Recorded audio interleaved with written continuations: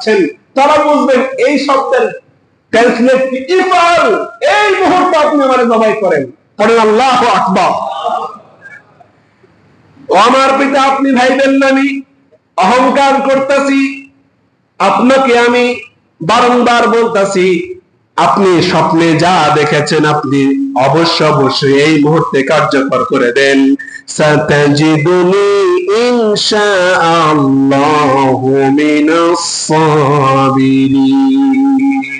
অবশ্যই বেশক লা শাক্কা ফিহি, অবশ্যই আপনি আমাকে ধৈর্যশীলদের অন্তর্ভুক্ত হিসেবে আমাদের পাবেন। আপনি যে জিনিসটা দেখছেন দ্রুত আপনি আমারে জবাই করে আপনার কাজকে আপনি বাস্তবায়িত করেন। পড়েন সুবহানাল্লাহ ওয়া বিহামদিহি।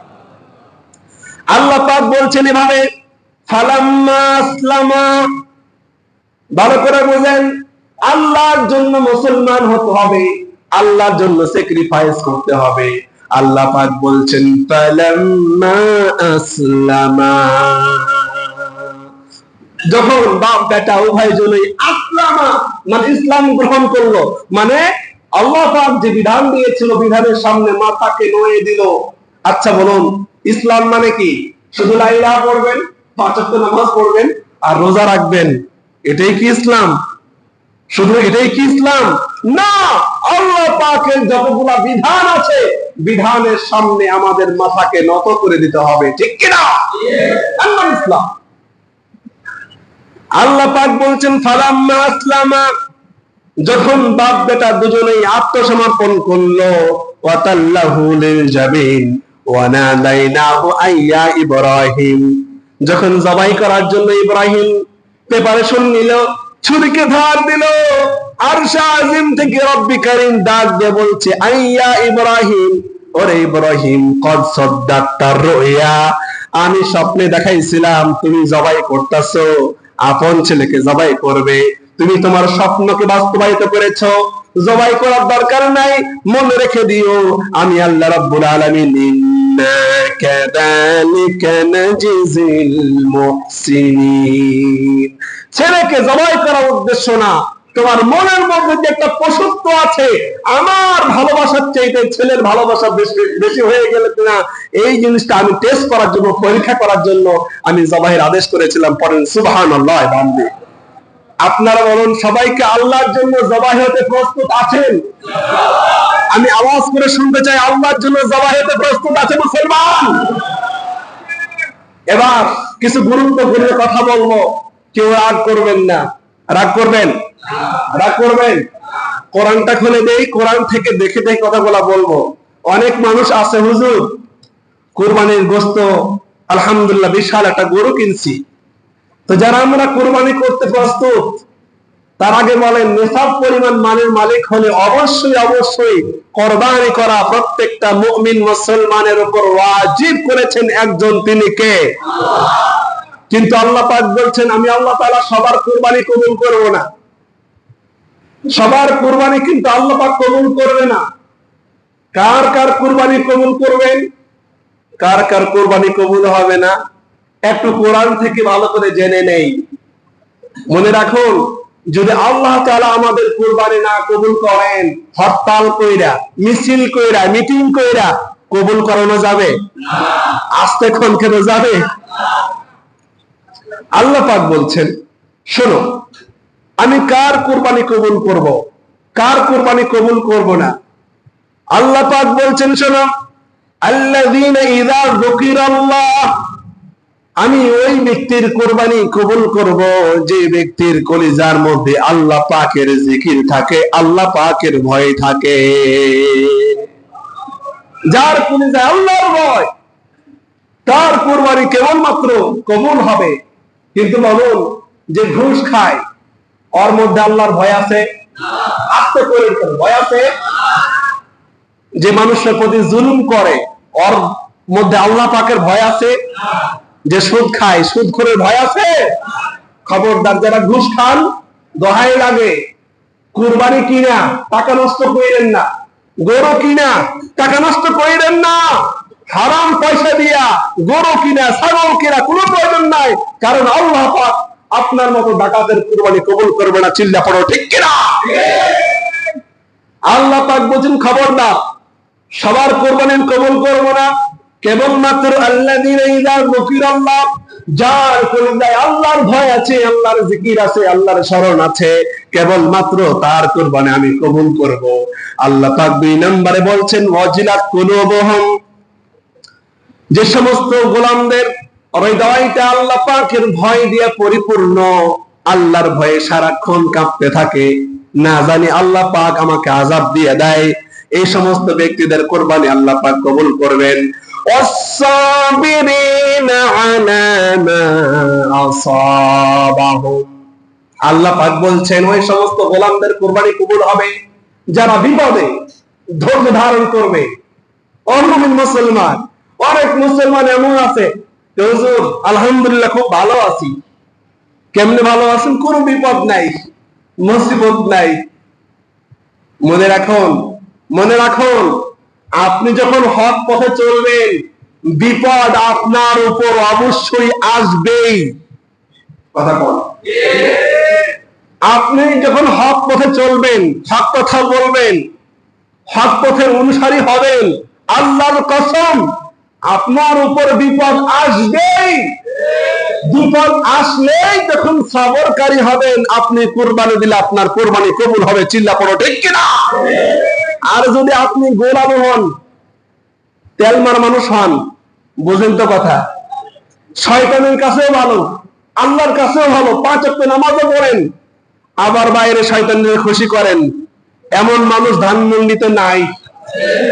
যারা আছে এ ধরনের মানুষ, খবরদার কুরবানি দিয়েন না, আপনার কুরবানি কবুল হবে না। চিল্লা পড়ো ঠিক কিনা? কারণ আল্লাহ পাক বলছেন, শোনো, আশাদুল বালা বালাআল আম্বিয়া সুম্মা আল-আমসাল ফাল-আমসাল, সমস্ত বিপদ মুসিবত আসছে সবচেয়ে বেশি নবীদের উপর, এরপরে যারা নবীর কাছাকাছি, যারা সাহাবী তাদের উপর, এরপরে যারা সাহাবীদের কাছাকাছি তাদের উপর বিপদ আসবে। আর বিপদ যখন আসবে, ওয়াস-সাবিরিনা আলা মা আসাবাহুম, মনে রেখে দিও, সবরকারী হয়ে যখন বিপদ আসবে, মুসিবত আসবে, ধৈর্য ধারণ করলে আমাদের কুরবানি কবুল করবে একজন, তিনি কে? তুমি কেমন মুসলমান? তোমার উপর বিপদ নাই, তুমি কেমন মুসলমান? প্রিয় মুমিন মুসলমান, এই জন্য সবাইকে হক পথের পথিক হতে হবে। রাজি আছেন তো ইনশাআল্লাহ? রাজি আছেন তো ইনশাআল্লাহ? ভাইরা আমার, আমাদের সমাজে মুনাফিকি দিয়ে ভরে গেছে।